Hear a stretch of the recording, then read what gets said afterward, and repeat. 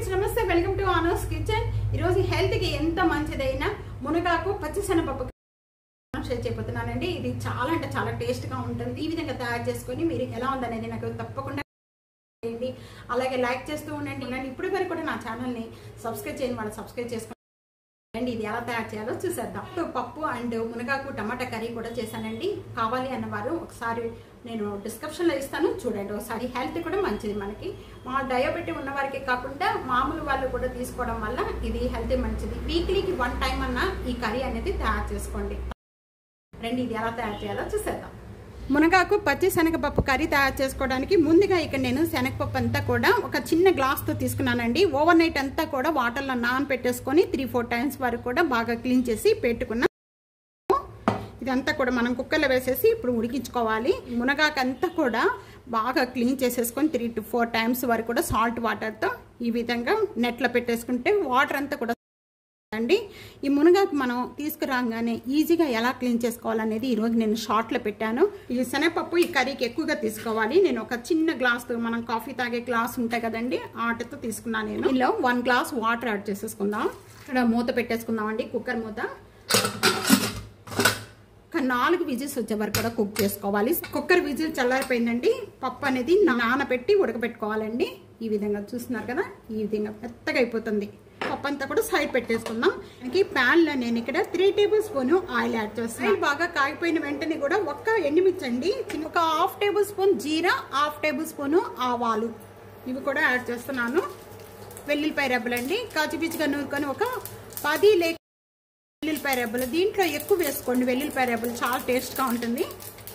తో పాటు 3 రెమ్మల కరివేపాకు కూడా బాగా వేగిపోయాయి। వేగిపోయిన వెంటనే 2 ఉల్లిపాయలు అండి, 2 ఉల్లిపాయలు, ఒక 2 పచ్చిమిర్చి అండి। సాల్ట్ యాడ్ చేసుకోవడం వల్ల ఉల్లిపాయలు తొందరగా వేగిపోతాయి। ఉల్లిపాయ పచ్చి స్మెల్ పోయేంత వరకు కూడా బాగా వేయించుకోవాలి। ఉల్లిపాయ అంతా కూడా ఈ విధంగా కలర్ చేంజ్ అయిపోయిన వెంటనే కూడా ముందుగా మనం క్లీన్ చేసుకున్న ఈ మునగాకు అంతా కూడా దీంట్లో యాడ్ చేసేస్తున్నానండి। మగ్గిపోయింది అనుకోండి, కొద్దిగా అయిపోతుంది। ఇక్కడ హై ఫ్లేమ్ లో పెట్టేసుకొని 2 మినిట్స్ వరకు కూడా దీన్ని బాగా వేయించుకోవాలి। ఈ విధంగా కలుపుతూ వేయించుకోవాలండి। ఈ విధంగా పైకి కిందికి ఆకంతా కలుపుతూ కూడా ఈ విధంగా మొత్తం వేయించుకోవాలి। అలా వేయించుకోవడం వల్ల ఈ ఆకంతా కూడా పసర స్మెల్ అనేది పోయి టేస్ట్ వస్తుంది అనమాట కర్రీ అనేది। ఇప్పుడు చేంజ్ అయిపోయిన వెంటనే కూడా మనం మూత పెట్టేసుకుందాం। మూత పెట్టేసుకొని మీడియం ఫ్లేమ్లో మగ్గించుకోవాలి ఒక 3 మినిట్స్। మధ్య మధ్యలో మూత ఓపెన్ చేసి కలుపుతూ ఉండండి, వాటర్ కానీ ఏమి యాడ్ చేసుకో। ఇప్పుడు ఓపెన్ చేద్దామండి। ఈ విధంగా కలర్ చేంజ్ అయిపోయిన వెంటనే కూడా ముందుగా మనం కుక్కర్లో ఉడికించుకున్న ఈ పప్పు వాటర్ అంతా కూడా పప్పు యాడ్ చేసుకోవద్దు ఇప్పుడే।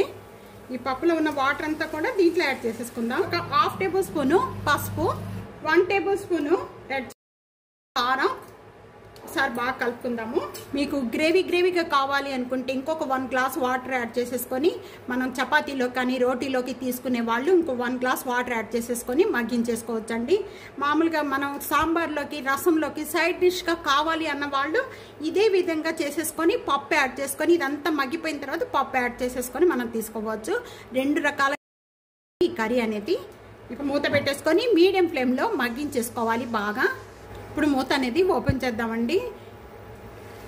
ముందుగా కుక్కర్లో ఉడికించుకున్న ఈ పప్పు అంతా కూడా ఇప్పుడు యాడ్ చేసుకోవాలి।